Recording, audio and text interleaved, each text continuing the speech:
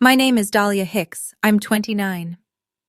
This is the mistake from my first marriage, my father said, glass raised, smile wide, in front of 40 relatives at our family reunion. Everyone laughed. His new wife squeezed his arm. His stepdaughter looked at her shoes. And I stood there, holding a glass of water, wearing the same smile I'd practiced for 22 years. But that night, something in me shifted. Because I had something on my phone. Something I'd been carrying for 3 months, something I never planned to use, until he made it impossible not to.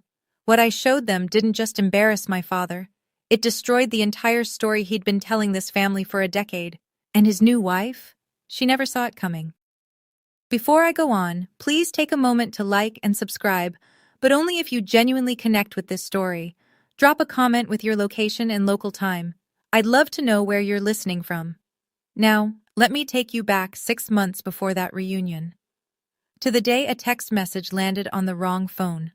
My parents divorced when I was 7. I remember the morning my father left because he didn't take his coffee mug off the counter. My mother washed it, dried it, and put it in a box.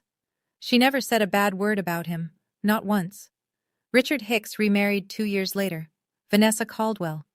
She was younger, polished, and she smiled at me the way people smile at someone else's luggage, politely, briefly, and with the hope that it would be moved soon. She had a daughter from a previous relationship. Megan, blonde hair, quiet eyes, 2 years younger than me. Within 6 months, Megan had my bedroom at Dad's house. Vanessa said it made more sense. Megan was there full-time and I only visited weekends. Then the weekends got shorter. Vanessa would call my mother on Friday afternoons. Richard's exhausted. Maybe next week? Next week became next month. Next month became holidays only. I still tried. Every birthday, I called. Every Christmas, I showed up with a gift wrapped in paper I picked out myself. I'd sit on the edge of the couch while Megan opened her pile of presents, and I'd wait for my father to look at me the way he looked at her. He never did. The family Christmas card arrived at my mother's house every December. 3 faces: Richard, Vanessa, Megan, matching sweaters, a golden retriever. The kind of family you'd find in a picture frame at Target. I wasn't in a single one. 22 years. Not one. I used to tell myself it was an oversight. 22 years is a long time to call something an oversight, but I kept showing up. Because I believed that if I was patient enough, loyal enough, good enough, he'd eventually see me. I was wrong about that for a very long time. The day I graduated from nursing school was the proudest moment of my life. 4 years of late nights, clinical rotations, and a student loan balance that made my stomach hurt. But I did it. Top 15% of my class. I sent my father 2 tickets, front row. I wrote a note on the inside of the envelope. It would mean the world to have you there. He texted back 3 days later. Wouldn't miss it. Graduation morning, I ironed my white dress. My mother drove 90 minutes from her apartment in Richmond. We got there early. She sat in the second row. My father's seats were in the first. The ceremony started. I looked out at the crowd during the processional. My mother was beaming. The 2 seats beside her were empty. I walked across that stage, shook the dean's hand, and smiled for the camera. When I got back to my seat, I checked my phone. No missed calls, no texts. That evening, I scrolled Facebook. There it was, a photo of Richard, Vanessa, and Megan at a college football game. Megan in a foam finger, Vanessa in sunglasses. My father with his arm around both of them. Posted 3 hours before my ceremony. He hadn't forgotten. He'd chosen. My mother found me on the porch that night, still in my white dress, mascara on my wrists. She sat beside me and said, "Honey, stop setting yourself on fire to keep him warm." I heard her. I just wasn't ready to listen. "He's still my dad," I said. She didn't argue. She just held my hand. I didn't know then that his absence at my graduation was the kindest version of what he was capable of. The cruelest was still 6 years away, waiting for me at a long table under string lights. 6 months before the reunion, my phone rang on a Tuesday night. I was halfway through a 12-hour shift in the ER, running on cold coffee and adrenaline. "Dahlia, it's Grandma." Eleanor Hicks, 81 years old, sharp as a scalpel and twice as direct. "You're coming to the reunion this July. I don't care what your father says." I hesitated. Last year, Richard told me the reunion was immediate family only. I found out later from a cousin's Instagram that 35 people had been there. Vanessa posted a group photo with the caption, "The whole Hicks family together." I wasn't in it, because I wasn't invited. "Grandma, I don't know if—" "You are a Hicks. That's not something he gets to decide." The way she said it, steady, certain, like she was reading from something older than all of us. I couldn't say no. "Okay, I'll be there." "Good. Wear something comfortable. And bring your appetite." I smiled. It was the first time in months that anything about the name Hicks made me smile. 2 weeks later, I was packing a bag for a weekend shift when my phone buzzed. Unknown number. I almost ignored it. ER nurses get spam calls like other people get junk mail, but I opened it. "Hey babe, V said Richard's gonna do the family thing again this summer. You gonna come watch the show?" I read it 3 times. V. Vanessa. The family thing. The show. The message wasn't meant for me. Someone, a man, based on the tone, had the wrong number.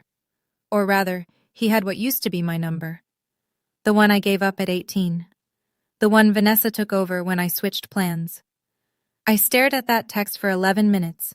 Then I took a screenshot. I didn't reply. I didn't block the number. I just saved it and put my phone face down on the nightstand. For 2 weeks, I told myself it was nothing. A friend of Vanessa's, an inside joke I didn't understand. Maybe the show was a barbecue theme, and I was reading too much into an emoji. Then the second message came. Same number, no text this time, just a photo. Vanessa at a restaurant I didn't recognize, a man across from her. Their hands were intertwined over a basket of bread. His thumb was tracing her knuckle. She was laughing with her head tilted back, the way people laugh when they've forgotten anyone might be watching. The man wasn't my father. Below the photo, "Miss you already. Tuesday can't come soon enough." My stomach dropped. I sat on my bathroom floor for a long time. Not because I cared about Vanessa's marriage, I didn't, but because I understood something mechanical about what was happening. This man, whoever he was, had my old phone number saved under Vanessa's name, and he was sending her messages to me by accident, which meant Vanessa had given him my old number as her own, which meant she was hiding this relationship somewhere my father would never look. I saved the photo. I saved the text. I put them in a folder on my phone labeled insurance, and I locked it with a passcode. I wasn't looking for ammunition, but ammunition doesn't care whether you're looking. Over the next few weeks, 3 more messages trickled in. A selfie of the man in a hotel bathroom, a voice note I didn't play, and 1 more text. "Derek misses his V." Derek. Now he had a name. A month before the reunion, I drove to Richmond to see my mother, Linda Hicks, though she'd gone back to her maiden name, Linda Porter, the day the divorce was finalized. We sat in her kitchen. Same yellow curtains. She made chamomile tea the way she always did. Too much honey, not enough patience for it to cool. "I need to tell you something," she said. "And I need you to hear it without getting upset." I set down my mug. "Eleanor called me last week. She let something slip. Richard's been talking to a lawyer about updating his estate documents." I waited. "He's planning to leave everything to Megan. The savings account, the property share from Eleanor's trust, all of it. Your name isn't in any of it." I looked at the tea. The honey was still swirling at the bottom, slow and golden. "I don't care about the money, Mom." "I know you don't, but honey, it's not about the money. He's erasing you, officially, on paper.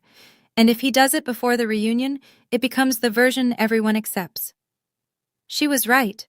If I stayed silent, if I smiled through another dinner and drove home alone, the reunion would become a coronation. Megan as the heir, Vanessa as the matriarch in waiting, and me as the footnote no one bothered to read. "You can't make someone love you, sweetheart," my mother said, "but you can stop letting them hurt you." I drove home that night with the windows down. The May air was warm and thick with honeysuckle, but the money wasn't what kept me up that night. It was a question. If Megan is the daughter he chose, does he even know who she really is? I want to be honest with you. What happened next? I'm not proud of how I found it, but I also didn't go looking. It was a Wednesday. I was scrolling through the messages from Derek's number, not to snoop, but to figure out if I should tell someone. A pastor, a counselor. I didn't know. And then I found the message that changed everything. It was sandwiched between a restaurant photo and a heart emoji. Vanessa had apparently sent Derek a long message, and because Derek's phone thought my number was hers, his reply showed me context I was never supposed to see. Derek had written, "Does Megan know about us?" And Vanessa had replied. The text appeared in his quoted response. "She doesn't know. And she never will. R thinks she's mine. That's all that matters." I read it 4 times. R thinks she's mine. Vanessa had always told the family that Megan was her biological daughter from a previous relationship. It was the foundation of everything. Why Richard embraced Megan so completely, why he gave her his name, why she was the centerpiece of his new family portrait. But according to Vanessa's own words, that story was a lie. Megan wasn't her biological child. She had adopted or taken custody of Megan, and told Richard the girl was hers by blood. My hands were shaking. Not from anger, from the weight of knowing something that could shatter 3 people's lives. I saved the screenshot. Same folder, same passcode. Then I sat in my car in the hospital parking lot and cried. Not for Richard, not for Vanessa, for Megan. A 16-year-old girl standing in the middle of a story she didn't know was fiction. I had 2 grenades in my pocket. I was praying I'd never have to pull the pin. July 14th. I pulled onto the gravel drive of Eleanor's farm outside Charlottesville at 9 in the morning. The tires crunched slow and loud, the way footsteps sound in a library. The farm was everything a Virginia postcard promises. White clapboard house with a wraparound porch, oak trees older than the county. A long table had already been dragged out to the side yard, and someone had strung lights between the walnut trees, the kind that don't turn on until dusk, when everything looks softer than it is. Eleanor was on the porch in her wicker chair, a glass of sweet tea sweating in her hand. "You're early," she said. "You told me to bring my appetite. I figured I'd earn it." She smiled. I helped her carry platters out to the table. We laid down checkered cloth, set out mason jars with wildflowers, and arranged 40 place settings. 40 forks, 40 knives, 40 napkins folded into triangles. At one point, she grabbed my wrist. Her grip was softer than it used to be, but her eyes weren't. "Whatever happens today, you hold your head up." I didn't know what she meant. Or maybe I did. Cars began arriving around noon. Uncles I hadn't seen in years. Cousins with new babies. Great Aunt Patricia with her famous corn pudding and her famous opinions. Then, at 1:15, a black Lexus pulled in. Vanessa stepped out first. Floral wrap dress, oversized sunglasses, hair blown out like she was walking a carpet. Megan followed in a white sundress, and Richard emerged last, straightening his collar, placing one hand on Vanessa's back and the other on Megan's shoulder. A family portrait, walking. He passed me on the porch without stopping. A glance, a nod. "Oh, you came." 2 words, no hug, and every cousin on that porch heard them. Vanessa worked the crowd the way a campaign manager works a fundraiser. Every handshake had a purpose. Every compliment had a direction. "Have you met our Megan?" she said to Uncle Bill, steering the girl forward by both shoulders. "Top of her class at St. Catherine's. She's looking at pre-law." Megan smiled on cue, a trained smile, the kind that starts and stops at the mouth. When Aunt Patricia turned to me and said, "And Dahlia, sweetheart, what are you up to these days?" Vanessa was there before I could open my mouth. "She's a nurse, night shifts, I think." Vanessa placed a hand on her chest. Bless her heart. If you're not from the South, you might think that's a compliment. It's not.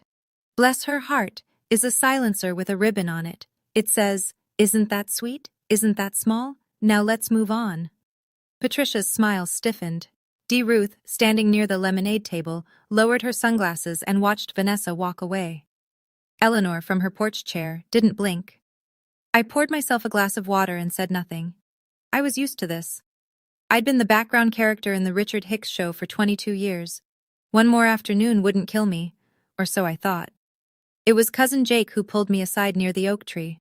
"Hey Dahlia, can I ask you something?" "Sure." He leaned in. "Is it true your dad's cutting you out of Grandma's side too? Vanessa was telling Aunt Carol about it last night." The water in my glass went still. Not because of the news, I already knew, but because Vanessa had been campaigning. She'd been laying groundwork, telling the family before I could. This wasn't carelessness. This was a strategy. The speech came after the brisket. It's a Hicks tradition. The eldest son stands up after the main course, taps his glass, and says a few words about family. My grandfather started it. My father inherited it the way he inherited everything, by assuming it was his right. Richard pushed his chair back and stood. The legs scraped the flagstone, and 40 conversations dropped to a murmur. I want to talk about family, he began. He was good at this. The pauses, the eye contact, the practiced warmth. About what it means to be a Hicks. About loyalty. About legacy. He placed his hand on Megan's shoulder. I want to introduce someone, my real daughter. Megan stood, blushing. Richard listed her accomplishments: honor roll, student council, volunteer work at the animal shelter. Each one landed like a medal pinned to a uniform. The table applauded. Vanessa touched her collarbone like she might cry. Then someone, I think it was Uncle Bill, said, "What about Dahlia?" Richard looked at me the way you look at a receipt you forgot to throw away. Oh, Dahlia, he chuckled. She's the mistake from my first marriage. He laughed first, the way a host laughs at his own joke to give the audience permission, and they followed. Not everyone. Patricia didn't. Ruth didn't. Eleanor set her fork down with a sound like a period at the end of a sentence, but enough of them laughed, enough to fill the air, enough to make it real. Vanessa squeezed Richard's arm. Megan looked at the grass, and I stood there, water in my hand, face perfectly still, while 40 people decided that my father's cruelty was a punchline. 40 people, and not one of them said a word. Not yet. There's a sound the world makes when it stops pretending. It's not loud, it's the opposite. It's the silence between the laughter dying and the next fork hitting a plate. A silence shaped like a held breath. That's the sound I heard. The string lights blinked on. Dusk had come without my noticing. The citronella candles on the table threw shadows that wobbled in the breeze. Someone refilled a glass. Someone complimented the cobbler. The evening went on, but inside me, a 22-year-old dam was cracking. I looked down at my phone in my pocket. I could feel it against my thigh, the weight of 3 months of screenshots, a folder called insurance, and a truth that didn't belong to me but had landed in my lap anyway. I looked at Megan across the table. 16, picking at a biscuit. She hadn't asked for any of this. She wasn't the villain. She was a prop that Vanessa dressed up and Richard displayed because she fit the story he wanted to tell. I looked at Eleanor. She was watching me from her chair at the head of the table. Her eyes were sharp and bright, like 2 lit windows in a dark house. She gave me the smallest nod. Not a nod that said do something, a nod that said I'm here. I touched the edge of my phone but didn't pull it out. Not yet. There's a difference between keeping the peace and losing yourself. I'd been confusing the two for 22 years. Keeping the peace meant swallowing my name when he mispronounced it. Losing myself meant standing in a yard full of my own blood relatives while they laughed at the word mistake and I said nothing. I wasn't going to start a war, but I wasn't going to stand here and be erased. Ruth found me near the hydrangeas. I was pretending to admire them. She wasn't pretending anything. That was disgusting, she said. No preamble. Ruth Hicks Brennan didn't do preambles. She did opening statements. I'm fine, Aunt Ruth. No, you're not, and you shouldn't have to be. She crossed her arms. Ruth was 48, 5'3", and had once made a real estate developer cry in a deposition. She wore linen trousers and reading glasses on a chain, and she looked at the world like it was a contract she hadn't finished reviewing. Can I ask you something? She said. Sure.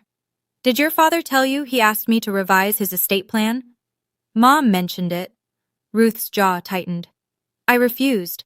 Something about Vanessa's paperwork didn't add up. Dates that didn't match. A custody document that referenced a county I couldn't verify. My heartbeat shifted. I kept my face neutral. 22 years of practice. What do you mean?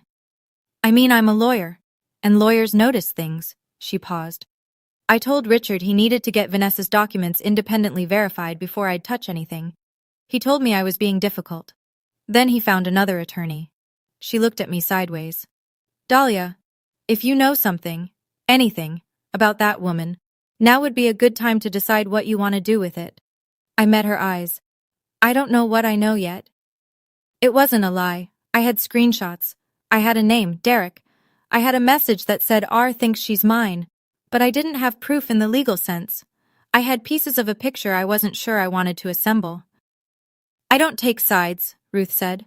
But I hate lies. She walked back to the table. I stayed by the hydrangeas another minute. My phone felt heavier in my pocket than it had an hour ago. I went inside to help Eleanor clear the dessert plates. The kitchen was warm and smelled like peach cobbler and dish soap. I had my hands in the sink when I heard the screen door close behind me. Vanessa. She leaned against the counter, arms folded, the way someone stands when they want you to know they're in charge of the room. You should leave before the bonfire, she said. Quiet, almost gentle, the voice of a woman who'd learned that the softest threats are the hardest to prove. Eleanor invited me. His mother is 81, Dahlia. She won't be around forever. She paused to let that land. And when she's gone, you'll have no reason to come back. I turned off the faucet, dried my hands slowly, looked at her. For 22 years, I'd assumed Vanessa was careless, the way a person who wins by default can afford to be careless.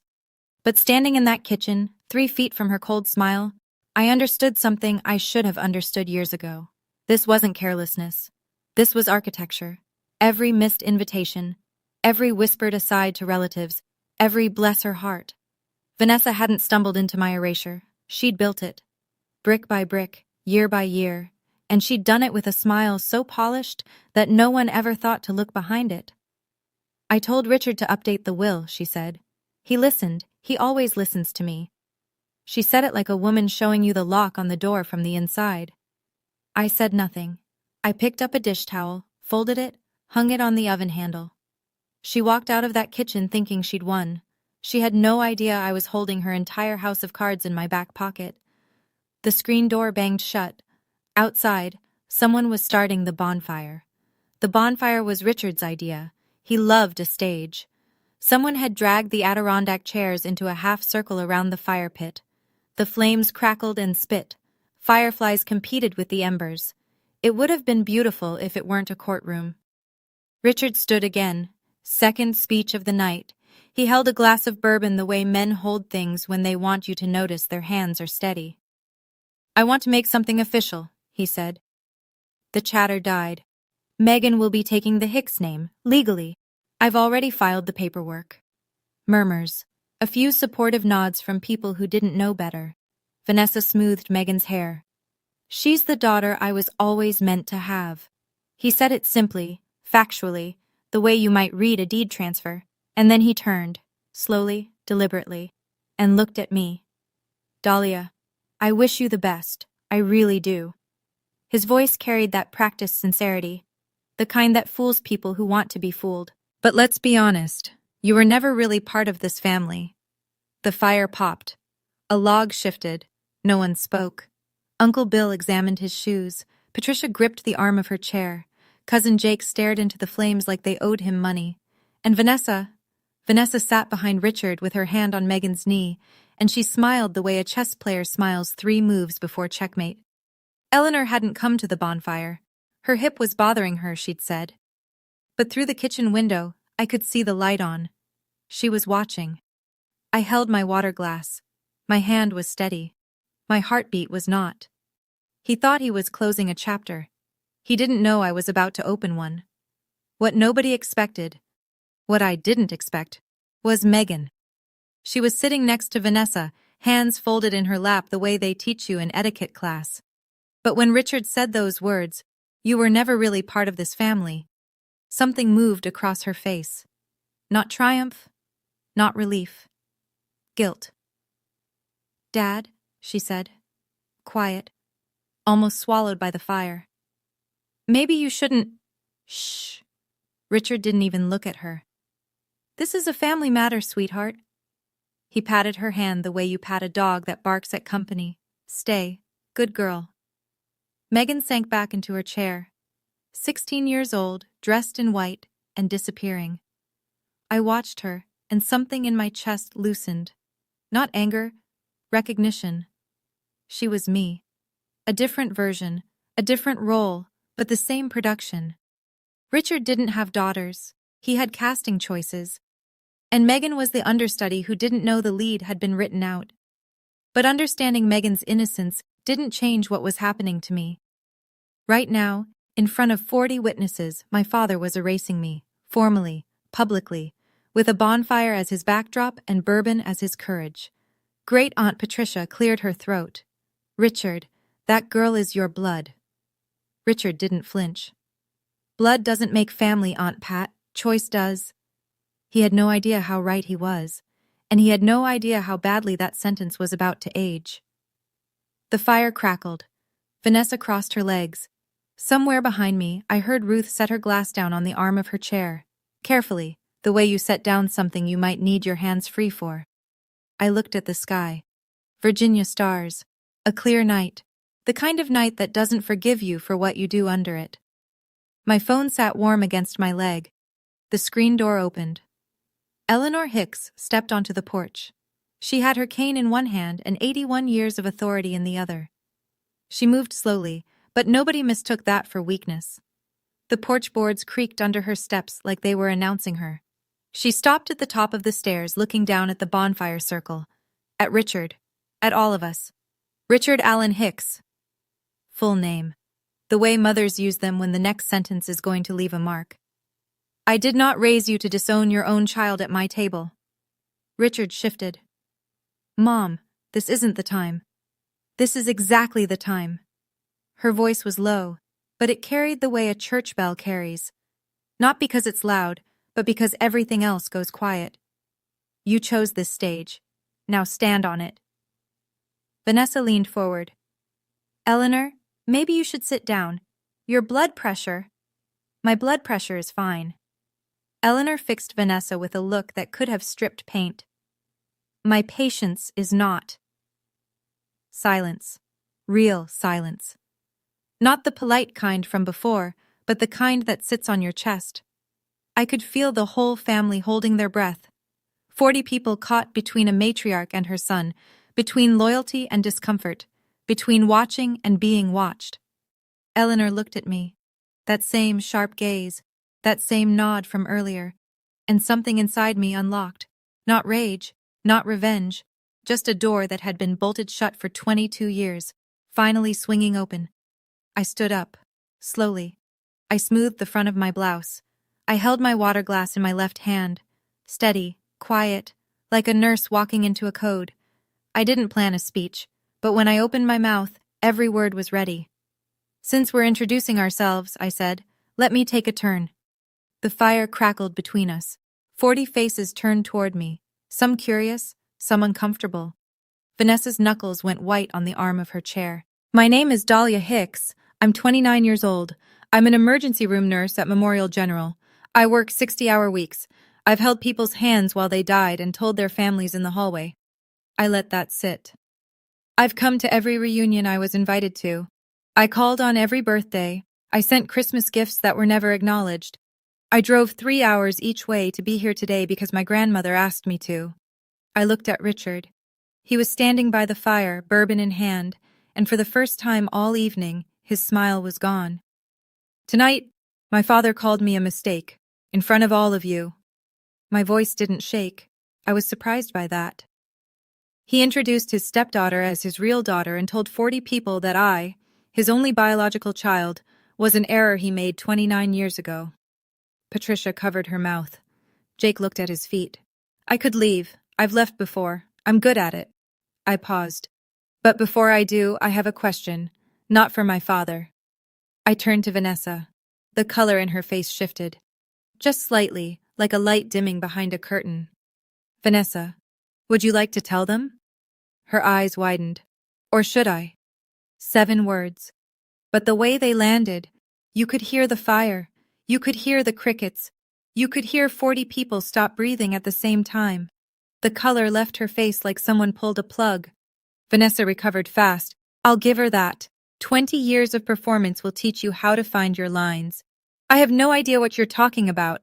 She even managed a small, confused laugh, the kind designed to make the audience think the other person is crazy. I reached into my pocket and pulled out my phone. No dramatic flourish. No speech, just a woman holding a screen. 3 months ago, I received a text message. It was meant for Vanessa, from a man named Derek. I didn't read it aloud. I didn't hold it up like evidence in a courtroom. Instead, I turned the screen toward Ruth, who was sitting 3 chairs to my left. Ruth took the phone. She read. Her expression didn't change at first. And then it did. A small tightening around the jaw. A slow exhale through the nose.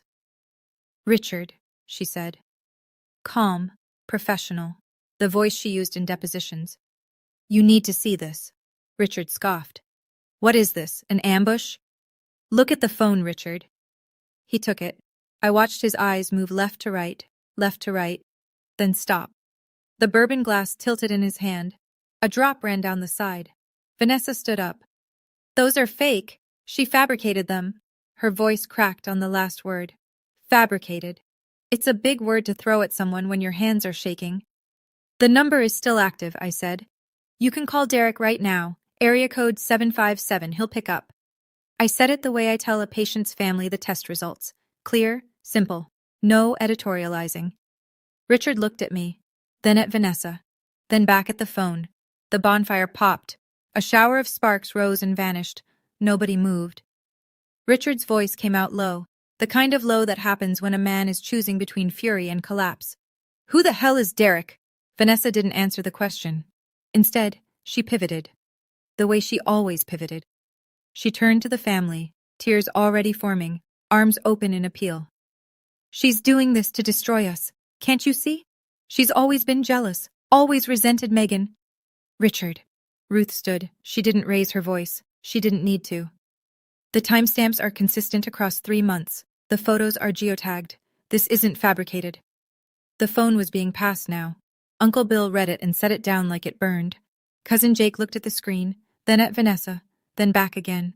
Great Aunt Patricia held the phone at arm's length. She'd forgotten her reading glasses, but she saw enough. The murmuring started. Not loud, just the rustle of 40 people recalculating everything they thought they knew about Richard Hicks's perfect second act. Vanessa was crying now, full tears, the kind that come with sound. This is my family. You can't take that from me. But the tears landed wrong. They landed the way tears land when you've watched someone perform sincerity all day. You start to wonder which version is the act. Eleanor sat on the porch, still, watching. She didn't look surprised. Richard turned to me. His jaw was tight. His eyes were glassy. You planned this. I shook my head. No, you gave me a reason tonight.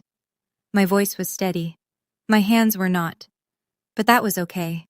Courage doesn't mean your hands don't shake. It means you speak anyway. And I wasn't done.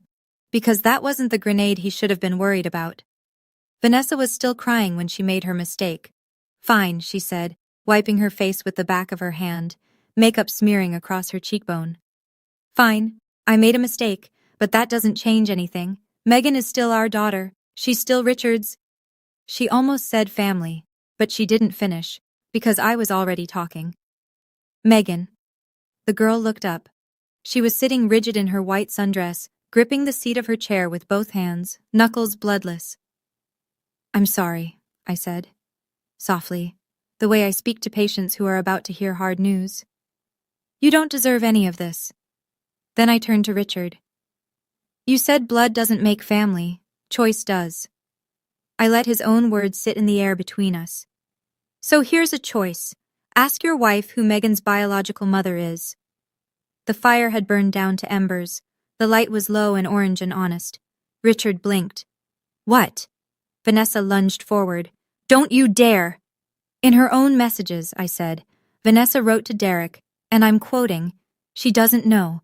R thinks she's mine. That's all that matters. I didn't shout it. I didn't need to. The words moved through the circle like a wave through still water, slow, wide, and impossible to stop. Richard turned to Vanessa. She was shaking her head. No words, just the head, moving side to side, like a metronome winding down. Megan stood up. Her chair scraped the stone. Mom, she said. One word, one syllable. All the questions in the world packed into 3 letters. Vanessa couldn't look at her. The perfect family Richard had built to replace me, it was never real. It was a photograph of a house with no foundation, I've worked emergency rooms for 6 years. I've seen people receive the worst news of their lives under fluorescent lights. There's a look that crosses their face. Not shock, exactly. More like recognition. As if some part of them always knew, and the rest just caught up. That was Richard's face. He turned to Vanessa. Is this true? She was crying hard now. Not the beautiful kind from before. The ugly kind. The real kind. Is this true? Louder. It's complicated, she whispered. Those 2 words did more damage than my phone ever could. Because it's complicated isn't a denial. It's a confession wearing a disguise. Richard sat down. Not in a chair. There wasn't one behind him. He just sat. On the flagstone. Like his legs had made a decision his brain hadn't approved. The bourbon glass was on the ground. Someone's foot knocked it, and it rolled in a lazy semicircle, catching firelight. Megan was backing away, step by step. Her white sundress caught the orange glow of the embers.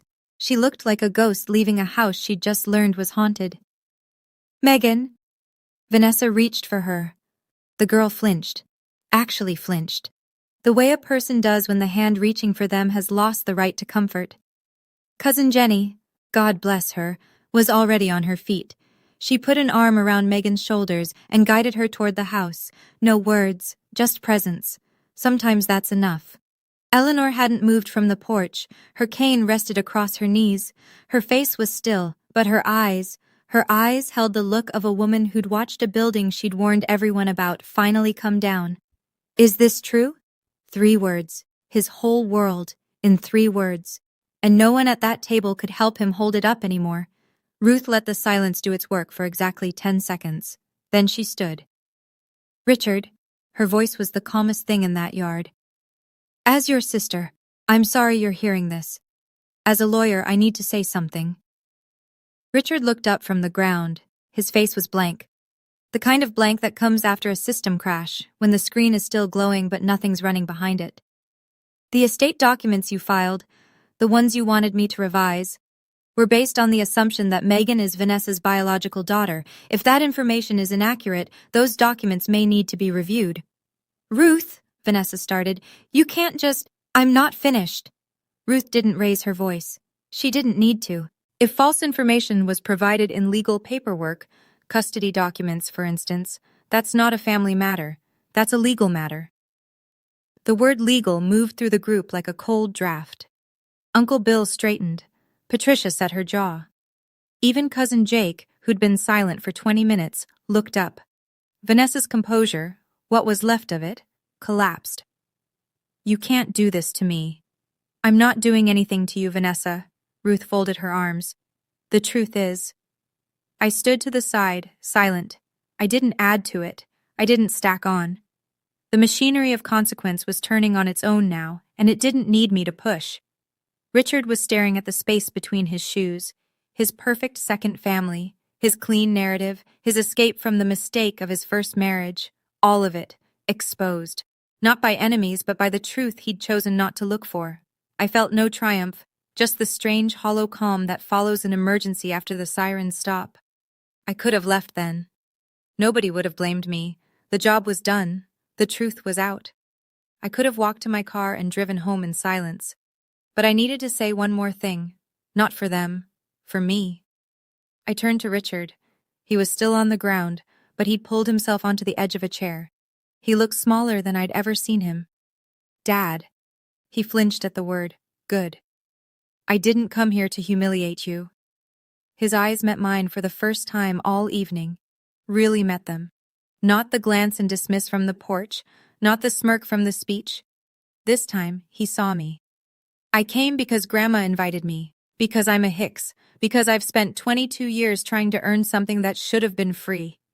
My voice stayed level, steady, the way I've trained it to be at 3 a.m. in a trauma bay when everything is going wrong and the only thing keeping the room together is the person who refuses to fall apart.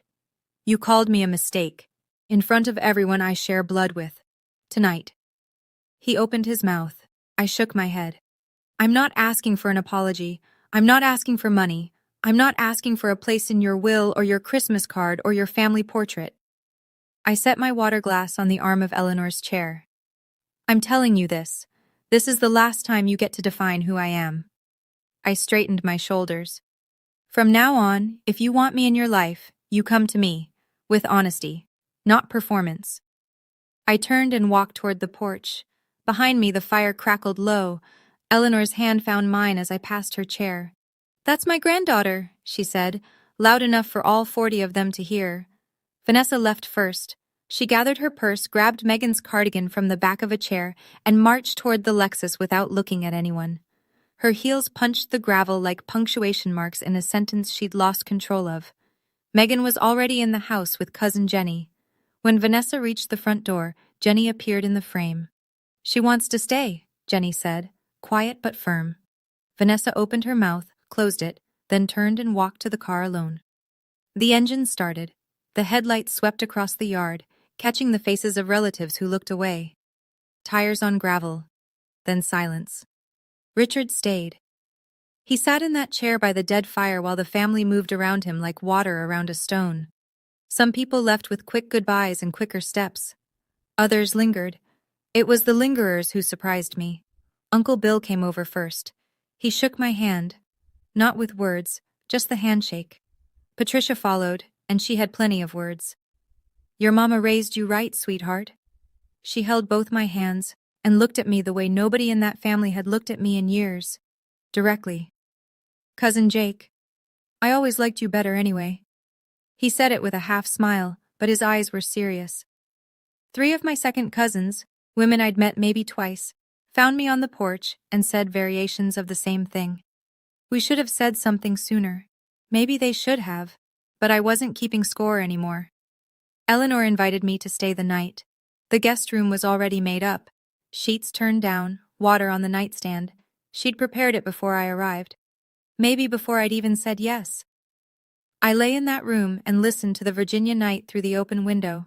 Crickets, a barn owl, the sound of an old house settling. I didn't cry, I was too tired for that. But I didn't sleep either. 1 week later, the fallout was measurable. Richard and Vanessa fought for 3 days straight. The neighbors on their street in Arlington could hear it through the walls. I know because Cousin Jake lived 2 blocks over and told me. On the 4th day, Vanessa packed 2 suitcases and moved into a hotel. By the following Monday, Richard had called Ruth. Not to apologize, not to talk about me, to ask her, in a voice she described as 10 years older than the week before, to review his estate documents again. Ruth agreed. On one condition, Dahlia's name goes back in. Not because Dahlia asked, because Eleanor demanded it, and Eleanor was still the one whose signature held the trust together. The family grapevine moved fast. Within days, the reunion story had traveled through every branch of the Hicks family tree. The version varied depending on who told it, but the core was the same. Richard's perfect second act was a lie, and the daughter he called a mistake was the one who told the truth. Vanessa's Facebook went dark. The blessed family posts, the matching outfit photos, the gratitude captions, all gone, replaced by silence. Derek, the man in the messages, blocked Vanessa's number. His last text, forwarded to me by accident one final time. "Don't contact me again." But the call that broke me open came 10 days after the reunion. My phone rang. Unknown number. Different from Derek's. I almost let it ring. "Dahlia, it's Megan." I sat down. "I didn't know," she said. Her voice was thin and careful, like she was carrying something fragile. "About any of it. I didn't know about Derek. I didn't know about me. I'm so sorry." "Megan." I closed my eyes. "You have nothing to be sorry for." The line went quiet. Then she said, "Can I call you sometimes?" "Anytime." Richard called 3 weeks after the reunion. I was eating cereal at my kitchen counter at 7 a.m., still in scrubs, home from a night shift. I almost didn't pick up. The old Dahlia would have lunged for the phone, would have rehearsed her opening line, would have hoped again that this was the call where everything changed. I picked up on the 5th ring. I didn't rehearse anything. "Dahlia." "Hi, Dad." Silence. The kind that happens when a man calls with something to say and realizes he doesn't know the words. "I messed up." His voice was raw, not the polished voice from the reunion, not the speech voice. Something underneath, unpracticed and rough like a muscle he hadn't used in years. I know that. I waited. I've learned that silence, when you let it work, will tell you everything about who's on the other end of it. I don't know how it got this bad.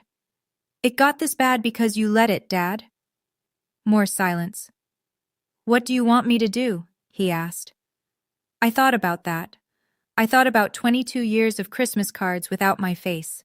About a graduation where my seat was empty. About a bonfire where 40 people learned what I was worth to my own father. I want you to sit with what you did, not for me, for yourself. Dahlia, I'm not punishing you.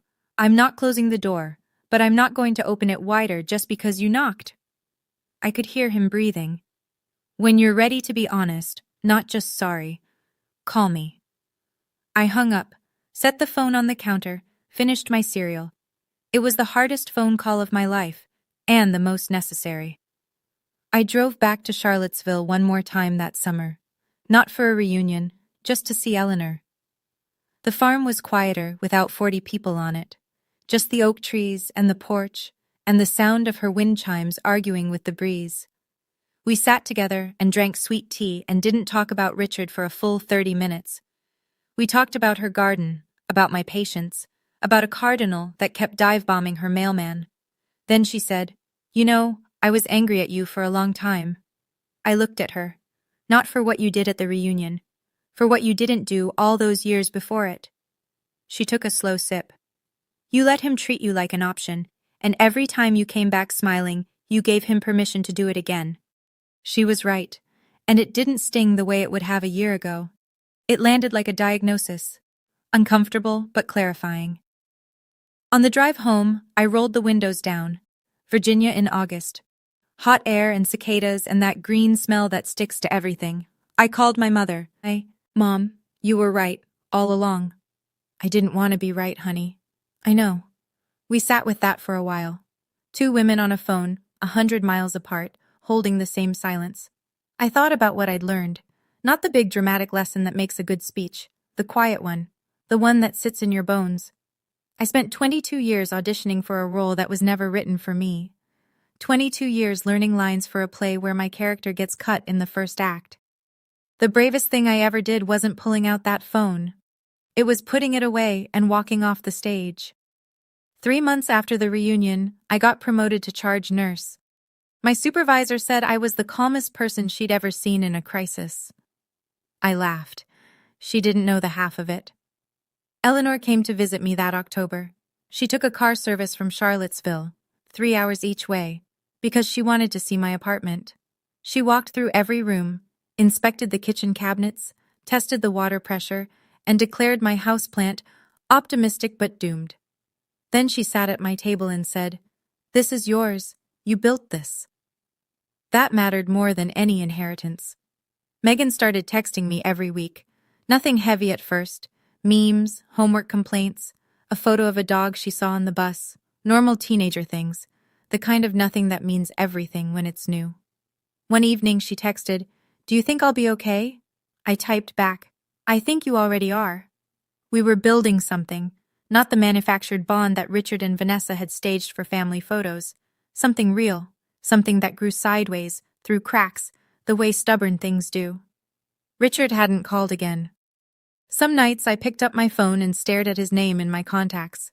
Some nights I almost dialed, but I meant what I said. The door was open. He had to walk through it with something heavier than regret, and I was okay with the waiting. For the first time in my life, I was okay. I hung a new photo on my refrigerator that winter. Not a Christmas card, just a snapshot. Eleanor on my left, my mother on my right, Megan cross-legged on the floor in front of us. 4 women. No matching sweaters, no golden retriever, no performance. I don't need his call to know who I am. I figured that out on my own. If you've ever been the one in your family who was overlooked, replaced, or called a mistake, I see you. You're not a mistake. You never were.